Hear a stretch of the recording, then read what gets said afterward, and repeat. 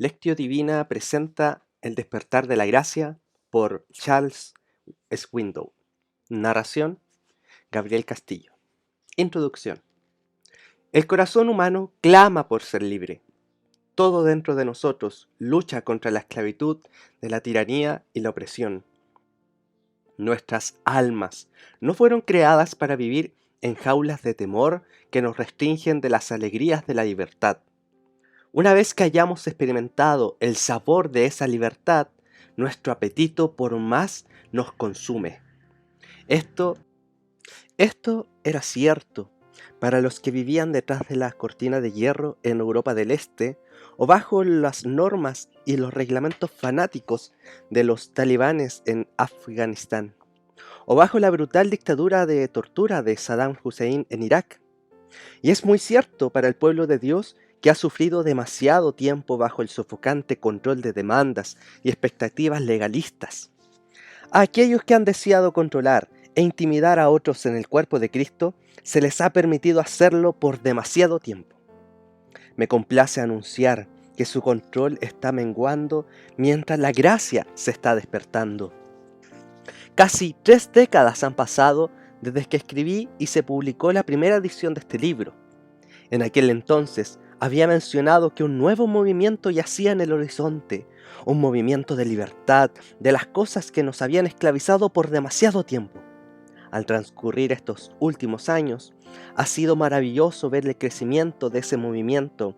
Aquellos de nosotros que siempre nos hemos mantenido firmes en la gracia de Dios para nuestra salvación del dominio del pecado. Por fin estamos aprendiendo a confiar en la misma gracia para nuestra liberación de las estrictas restricciones y manipulaciones basadas en la vergüenza. Habiendo probado los dulces deleites de la libertad en Cristo, más y más personas en la familia cristiana no se sienten satisfechas con nada menos, ni tampoco nosotros deberíamos. Basándome en las respuestas de tantas personas que me han hablado personalmente o que me han escrito cartas de agradecimiento por haber sido liberadas del legalismo, he decidido ofrecer esta nueva edición revisada de El despertar de la gracia. El momento me parece el más adecuado. Es mi esperanza que este volumen cause un nuevo impacto en una nueva generación de creyentes que anhelan ser liberados de la esclavitud de otros, pero que no han sabido lograrlo. Es reconfortante pensar que estas páginas les darán las llaves que ha estado buscando, que abrirán esa reja de hierro y lo liberarán de las cadenas de la esclavitud de otros, despertándolo a lo que significa ser realmente libre, libre en Cristo, verdaderamente libre, libre al fin. Charles R. Swindoll, Dallas, Texas. Capítulo 1. La gracia es realmente maravillosa. Richard Neuhaus escribió: la moralización y la legalización del Evangelio de la gracia de Dios es una pobre herejía que se trata de diseminar entre personas desilusionadas que se sienten defraudadas porque no han recibido lo que tampoco tienen razón de esperar. Hay asesinos que andan sueltos. El problema es que no se identifican fácilmente. No usan prendedores distintivos que los delatan, ni portan señales para advertirle a la gente que se mantengan alejada. Por el contrario, muchos de ellos andan con la Biblia bajo el brazo y aparecen ciudadanos decentes, agradables, respetuosos de la ley. La mayoría de ellos pasan mucho tiempo en las iglesias y algunos ocupan posiciones de liderazgo. Muchos son respetados en su comunidad, que la gente jamás pensaría que en la casa de al lado vive un asesino. Son personas que matan la libertad, la espontaneidad y la creatividad, matan la alegría y la productividad, matan con sus palabras, sus lapiceras y sus miradas, matan más con sus actitudes que con su comportamiento. No hay iglesia, organización cristiana, entidad misionera o ministerio radial o televisado que escape a ese peligro. Lo sorprendente es que estos asesinos puedan concretar sus planes día tras día sin que nadie los ponga en evidencia. Es extraño, pero los mismos ministerios que no tolerarían una herejía ni 10 minutos se hacen a un lado y dejan la pista libre para que estos asesinos manejen y manipulen a otras personas de las maneras más insidiosas imaginables. Se tolera su intolerancia. Sus espíritus que juzgan quedan sin juzgar. Se pasan por alto sus tácticas agresivas y se justifica o se defiende su estrechez de mente. La esclavitud que ejercen sería considerada criminal si no fuera tan sutil y no viniera envuelta en una apariencia de suprema espiritualidad.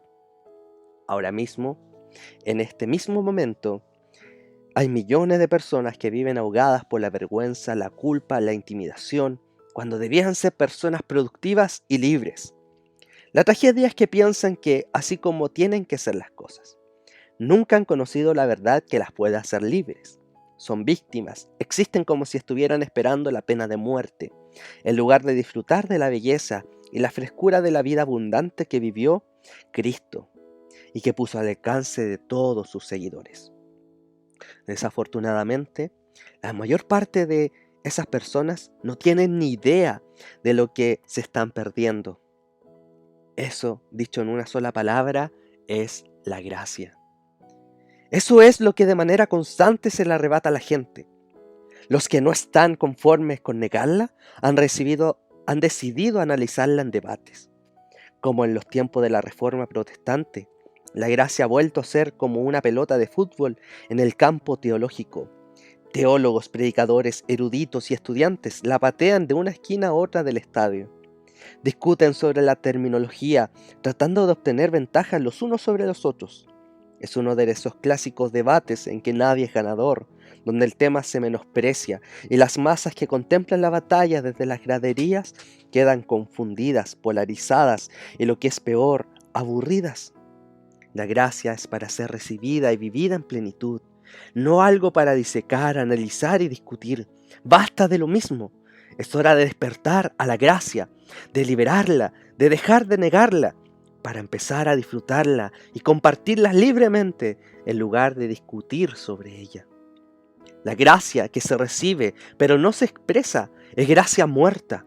Perder el tiempo discutiendo cómo se recibe la gracia o cuánta consagración es necesaria para alcanzar la salvación, sin alcanzar a comprender lo que significa vivir por gracia y disfrutar de la magnífica libertad que ella concede, conduce rápidamente a una estéril discusión. Se vuelve una más de tantas empresas tediosas y triviales en las que pierde su tiempo la mayor parte de los creyentes. Mientras miran el pasado y se preguntan ¿cómo la recibimos? En lugar de mirar hacia el futuro y proclamar la gracia nos pertenece, vivimos en ella. Matamos la gracia cuando la negamos o discutimos sobre ella. Mi ruego es que la reclamemos y permitamos que nos libere. Cuando lo hagamos, la gracia llegará a ser lo que debió ser, o sea, algo completamente maravilloso. Cuando eso suceda, toda nuestra apariencia se transformará. Apartado 1. Rostros que dicen no y otros rostros que dicen sí. El doctor Karl Menninger, en un libro titulado The Vital Balance, el equilibrio esencial, analiza la personalidad negativista. Este es ese tipo de personas que dicen no a casi todo. Menninger les llama a esos individuos pacientes problematizados y menciona varias cosas que caracterizan sus vidas. Nunca han hecho un préstamo que involucrara riesgo. Nunca han votado por una causa liberal. Nunca le han dado su respaldo a nada extravagante. ¿Por qué? Él sugiere que es porque no pueden permitirse el placer de dar. Lo describe en términos muy gráficos: individuos rígidos, crónicamente insatisfechos, llenos de amargura, inseguros y a menudo proclives al suicidio. Yo agregaría un rasgo más: nunca se han permitido ser libres. Siguen aprisionados tras las rejas de sus preocupaciones triviales y sus sospechas, y han aprendido a sobrevivir en un estado de esclavitud que les impide ver más allá de las exigencias cotidianas de la vida. Como carecen de gracia, han reducido la vida a reglas y normas esenciales para sobrevivir. Su Dios es demasiado pequeño, su mundo es demasiado rígido y por lo tanto sus rostros proclaman un rotundo no. Estoy convencido de que la libertad que produce la gracia es lo único que puede cambiarnos comenzando desde adentro. Es tan extraordinaria que no solo cambia nuestro corazón, sino también nuestro rostro. Y la verdad es que algunos de nosotros lo necesitamos de manera imperiosa. ¿Fue usted criado por padres cuyos rostros decían no? ¿O está casado con alguien con un rostro no? Si es así, seguramente ha envidiado a aquellos cuyos padres o cónyuges tenían rostros que expresaban sí. Todos nos sentimos atraídos por esos rostros que nos dan una bienvenida y nos imparten ánimo. Mientras era presidente de los Estados Unidos de Norteamérica, Thomas Jefferson y un grupo de compañeros iban recorriendo el país a caballo. Llegaron a un río que se había salido de su cauce debido a unas lluvias recientes. El río había crecido, arrasado el puente. Los jinetes se vieron obligados a cruzar el río montando sus cabalgaduras, arriesgando sus vidas a causa de la fuerte corriente. El enorme riesgo que amenazaba a cada uno de los hombres hizo que otro viajero, que marchaba a pie, se detuviera a contemplarlos. Después que varios de ellos habían llegado seguros a la otra orilla, el extraño le preguntó al presidente Jefferson si podía cruzar montado en su cabalgadura. El presidente asintió sin vacilar. El hombre se trepó al anca del caballo y poco después ambos llegaban seguros al otro lado del río. Cuando el recién llegado se bajó del caballo y pisó tierra firme, uno de los viajeros le preguntó: «Dígame, ¿por qué eligió el presidente para pedirle este favor?». El hombre se sintió impactado, ya que no tenía la menor idea de que fuese el presidente de la nación el que lo había ayudado. Todo lo que se respondió es que en alguno de sus rostros estaba escrita la respuesta no, y en el de ellos estaba escrita la respuesta sí. El rostro del presidente era un rostro que decía sí. La libertad es la que les da a las personas un rostro que dice sí. Estoy seguro de que Jesús tenía este rostro. Nunca lo he visto, pero estoy convencido, basado en lo que he leído sobre él, que era así. ¿Cómo debe de haber contrastado con sus semejantes? Estaba rodeado de hombres letrados, religiosos, rectos, que sabían citar la ley, hombres profesionales, cuyos aspectos denotaban un rotundo no. Piadosos en apariencia, criminales en realidad, pero ni una gota de su veneno se infiltró en la vida de nuestro Señor Jesucristo. Por el contrario, Él cambió la orientación de la religión porque proclamaba sí, mientras todos sus colegas profesionales fruncían el entrecejos y anunciaban no. Eso me ha intrigado por años. ¿Cómo podía ser? ¿Qué lo mantuvo libre de caer en las garras de ellos? En pocas palabras, la gracia. Estaba tan lleno de gracia y de verdad que no le quedaba espacio para alojar el veneno legalista. Cuando pensaba en los días pasados con Jesús, Juan, uno de los 12, recuerda que había algo en él que era distinto a cualquier otra persona. Sus discípulos vieron su gloria, su peculiaridad era esa increíble gloria, una gloria que representaba la presencia misma de Dios. Y además, este ser glorioso, Jesús, estaba lleno de gracia y de verdad. Deténganse y deje que ese concepto penetre en su mente. Era su gloria, combinada con la gracia y la verdad, lo que hacía de él una persona totalmente diferente en un mundo tenebroso y opresivo, lleno de reglas, normas, imposiciones y expectativas planteadas por los hipócritas líderes religiosos. Jesús vino y sirvió de una manera diferente. Él solo, lleno de gracia y lleno de verdad, trajo una nueva forma de vida totalmente distinta. Y al pensar en ese carácter único, Juan agrega: porque de su plenitud tomamos todos, y gracia sobre gracia. Juan 1:16. Tome nota de cómo se relaciona con Juan 1:14. Primero Juan había escrito: vimos su gloria, y luego alegró, y luego agrega: de su plenitud tomamos todos. Juan y los otros discípulos sufrieron un tremendo impacto con esa experiencia.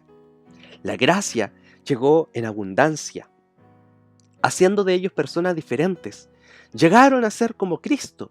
Estos hombres absorbieron su tolerancia, aceptación, amor, calidez y compasión, a tal punto que sus vidas fueron transformadas. Hacia el final del primer siglo, el ministerio de esos mismos hombres había producido un tremendo impacto en el mundo romano. Juan cierra con broche de oro sus observaciones iniciales, resumiendo la diferencia entre dos estilos de ministerios contrastantes, pues la ley por medio de Moisés fue dada, pero la gracia y la verdad vinieron por medio de Jesucristo. Juan 1:17. Con la ley mosaica vinieron las exigencias, las reglas, las normas. Con esas severas exigencias vinieron las expectativas exasperantes que agregaban combustible al fuego encendido por los fariseos. Al agregar normas a la ley, los fariseos no solo ampliaron la lista, sino que intensificaron la culpa y la vergüenza de toda la gente. Obsesionados por el deber, la conducta visible y un constante análisis de lo correcto y lo incorrecto, especialmente en la vida de los demás, promovieron un sistema tan opresivo que no quedaba lugar para el gozo. Esto dio lugar a un pronunciamiento duro, severo y que prejuzgaba, ya que el sistema religioso que instauraron se degeneró en un sistema de apariencias externas más que de autenticidad interna. La obediencia llegó a ser cuestión de una amarga compulsión más que de una expresión gozosa nacida del amor. Sin embargo, cuando la gracia y la verdad vinieron por medio de Jesucristo, una revolución espiritual largamente añorada empezó a poner en libertad a los que la religión tenía cautivos. El yugo de la esclavitud provocada por la culpa fue reemplazado por una renovada motivación de seguir a Jesús como una reacción a una devoción profunda. En lugar de enfocarse en las obras de la carne, Jesús habló acerca del corazón. En lugar de exigir que el pecador cumpliera una larga lista de requisitos, hizo énfasis en la fe, aunque ésta fuera tan pequeña como un grano de mostaza. El cambio generó libertad, como el mismo Señor enseñó. Conoceréis la verdad, y la verdad os hará libres. Juan 8:32. Por fin, la religión rígida y estéril era reemplazada por una relación orientada por la gracia, una gracia liberadora. A sus seguidores les encantaba, sus enemigos odiaban su enseñanza y lo odiaban a él. No cabe duda de que los primeros asesinos de la gracia fueron los fariseos. Apartado 2. Gracia. ¿Qué significa esta palabra? ¿Qué es exactamente gracia? ¿Está limitada a la vida y al ministerio de Jesús? Les sorprenderá saber que Jesús mismo nunca usó la palabra, solamente enseñaba sobre ella y lo que es igualmente importante, la vivía. Más aún, la Biblia nunca la define en una sola frase, aunque la gracia aparece a lo largo de todas sus páginas, y no solo aparece en el término en sí, sino también incontables manifestaciones de la gracia. Para entender lo que significa la palabra, debemos retroceder hasta un término hebreo antiguo que significa agacharse, inclinarse. Con el tiempo llegó a incluir la idea de favor condescendiente. Si usted ha viajado a Londres, quizás haya visto a la realeza. En caso afirmativo, usted puede haber notado sofisticación, frialdad y distancia. En ocasiones, miembros de la realeza de Inglaterra salen en las noticias porque alguien de la fila de la nobleza se detuvo, se arrodilló, bendijo o tocó a un plebeyo. Esa es la gracia. No hay nada en el plebeyo que merezca ser notado o tocado o bendecido por la familia real. Pero debido a la gracia en el corazón de la persona de la realeza, existe el deseo en ese momento de detenerse, encorvarse, tocar y aún bendecir. El fallecido pastor y maestro de la Biblia, Donald Barnhouse, probablemente sea quien mejor lo expresara. El amor que asciende es adoración. El amor que sale es afecto. Pero el amor que se inclina es gracia. Mostrar gracia es extender favor o bondad hacia alguien que no la merece, que jamás podrá ganarla. El hecho de ser aceptados por Dios, por gracia, está en total constante con el intento de ganar su favor por medio de las obras. Cada vez que aparece la idea de la gracia, tiene la connotación de algo que no se merece. De ninguna manera el que la recibe está obteniendo algo que él o ella se merece. El favor se extiende sencillamente debido a la bondad del corazón del dador. Recuerdo vívidamente el último azote que recibí siendo niño. Fue justo el día que cumplí los 13 años. Yo acababa de ingresar a las filas del sofisticado mundo del adolescente y me consideraba un ser especial. Pero mi padre no estaba ni remotamente impresionado como yo por mi enorme importancia y la independencia que acababa de descubrir. Yo estaba recostado en mi cama. Él estaba afuera, en un sofocante día de otoño, desmalezando el jardín. «Charles, ven a ayudarme a limpiar el jardín», me llamó. Yo contesté algo así como: «No, es mi cumpleaños, ¿no lo recuerdas?». Mi tono era atrevido y mi deliberada falta de respeto resultaba elocuente. Yo sabía bien que no convenía desobedecer a mi papá, pero después de todo, yo estaba en la madura edad de los 13. Ese día mi padre batió un récord de los 100 metros planos. Entró a la casa y me castigó hasta que llegamos al jardín. Lo que recuerdo es que estuve sacando malezas hasta que la luz de la luna se reflejaba en los pétalos de la flor del pensamiento. Esa misma noche me llevó de sorpresa a cenar afuera. Primero me había dado lo que me merecía y después me dio lo que no me merecía. Esa cena de cumpleaños fue por gracia. Le concedió una gracia a un jovencito rebelde. Esa noche disfruté de lo que un gran teólogo llamado Benjamin Warfield denominó el gratuito favor soberano hacia el que nada merece. O sea, disfruté de la gracia. Debo enfatizar una cosa más sobre la gracia. Es absoluta y totalmente gratuita. Nunca se le pedirá que la pague, y tampoco podría pagarla aunque lo intentara. A muchos de nosotros nos causa problemas este pensamiento porque nos ganamos con trabajo todo lo que tenemos, pero en este caso, la gracia se nos concede libre y gravámenes sin condiciones. No deberíamos intentar retribuirla porque sería un insulto. Imagínense que va a la casa de un amigo que lo ha invitado a comer. Después de saborear una deliciosa cena, escuchan una música muy agradable y conversa. Finalmente usted se pone de pie y toma su abrigo para marcharse, pero antes de retirarse, mete la mano en el bolsillo y pregunta: «¿Cuánto te debo?». ¡Qué insulto! Eso no se hace con una persona que amablemente nos ha invitado a cenar. No debe de extrañarnos entonces que el mundo está lleno de personas que piensen que deben hacer algo para retribuirle a Dios. De alguna manera, desean que Dios les devuelva una sonrisa si realmente los ve trabajando duro para merecer su aceptación, pero entonces serían aceptados por sus propias obras, y no es así con la gracia.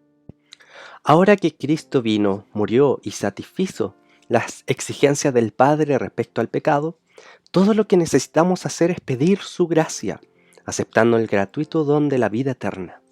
Nada más. Dios nos sonríe por causa de la muerte y la resurrección de su Hijo. Es por gracia, amigo, por la maravillosa gracia. Y eso basta para transformar el rostro de cualquier persona en un rostro que dice sí. Apartado 3. Las muchas facetas de la gracia. Con la palabra gracia describimos muchas cosas en la vida. Por ejemplo, un atleta o un bailarín muy coordinado. Los buenos modales y las actitudes consideradas hacia la gente. Las palabras hermosas y bien elegidas. La consideración y el interés por las personas. O diversas expresiones de amabilidad y misericordia. Estos enunciados me recuerdan mucho a Jesucristo. ¡Qué perfecta ilustración de la gracia! Pensemos en algunos ejemplos. Se mantuvo al lado de una mujer atrapada en pleno acto de adulterio. La ley establecía claramente que debía morir apedreada. Los asesinos de la gracia que venían a denunciarla exigían eso. Sin embargo, a los fariseos que se creían tan justos, Jesús les dijo: el que de vosotros esté sin pecado, sea el primero en tirarle una piedra. Oh, cuánta gracia. Según la ley, tenía todo el derecho de sepultarla bajo las piedras, y estaban listos para hacerlo, pero Jesús intervino con su gracia. Cuando su amigo Lázaro murió, Marta fue a encontrar a Jesús en el camino, y luego María le habló cuando llegó a la casa. Ambas lo acusaron de no haber venido antes. Si hubieses estado aquí, mi hermano no habría muerto. Las palabras están cargadas de reproche. Sin embargo, Jesús las recibió con gracia. Con solo mover la mano, podría haberlas dejado sin vida, pero prefirió no discutir con ellas. Eso es gracia.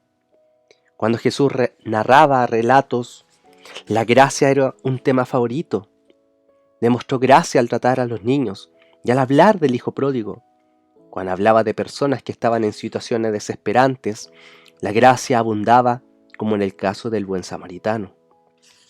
Y en lugar de alabar al funcionario religioso que proclamaba lo orgulloso que debía estar Dios de contarlo entre los suyos, Cristo sonrió con gracia al desconocido pecador que expresaba: Dios, ten piedad de mí, pecador. Aún desde la cruz, se negó a mostrarse airado hacia sus enemigos. ¿Recuerdan sus plegarias?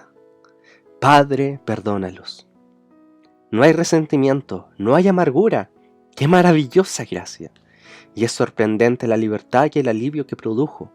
Esa gracia era otorgada en toda su plenitud por el único ser en la tierra que tenía poder ilimitado, el Hijo de Dios. Mi ruego es que no limitemos a Él. Nosotros también podemos aprender a ejercer esta gracia y debemos ejercerla, no solo en palabras, no solo en grandes actos de misericordia y comprensión, sino en las pequeñas cosas de todos los días. Sir Edward Sebron-Jones, el destacado artista inglés del siglo XIX, fue a tomar té en la casa de su hija. Como un regalo muy especial, a su nieta joven se le permitió sentarse en la mesa. Ella se portó mal y su madre lo hizo pararse en el rincón con su cara hacia la pared. Sir Edward, un abuelo con muy buena formación,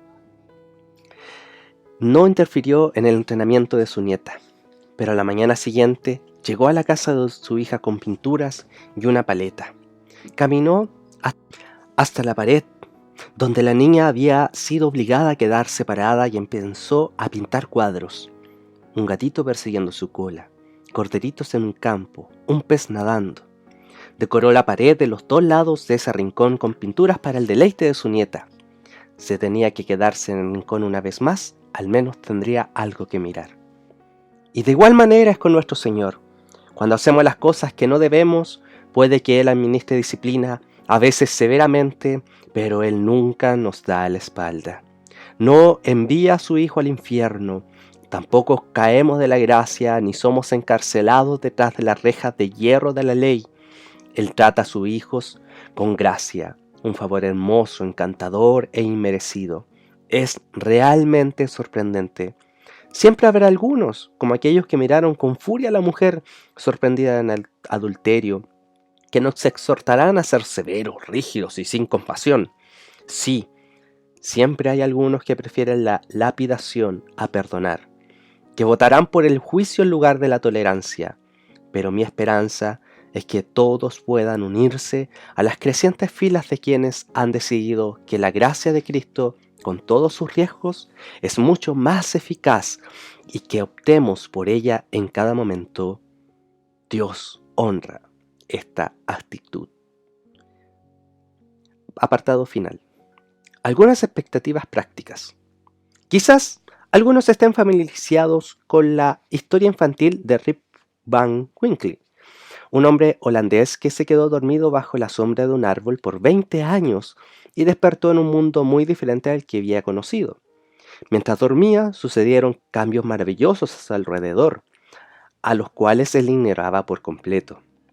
Así como Rip Van Winkle, muchos de nosotros estamos durmiendo bajo el sedante opresivo de aquellos que nos impiden experimentar la maravillosa vida llena de gracia que está disponible para los que estemos dispuestos a ser hechos plenamente conscientes de su potencial liberador. Despiértense, no duerma más. El despertar de la gracia ya ha llegado.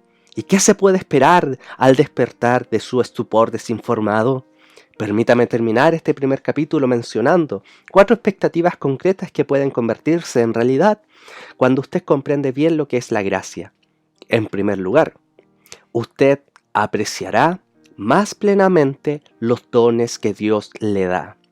¿Qué dones? Son varios los que me llenan a mi mente. El gratuito don de la salvación, que analizaremos con más profundidad en el próximo capítulo. El don de la vida, el don de la alegría, de la música, de la belleza, de la amistad, del perdón. Aquellos que reclaman la libertad que Dios ofrece aprecian más los dones que vienen con la vida. Segundo, usted perderá menos tiempo y energía criticando y preocupándose por las decisiones de los demás. Cuando usted entiende cabalmente lo que es la gracia y comienza a moverse en un contexto de libertad, su mente será cada vez más amplia, permitirá que los demás tomen sus propias decisiones aun cuando difieran de las suyas.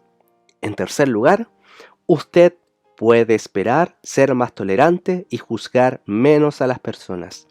Las apariencias no significarán tanto para usted cuando haya terminado de leer este libro.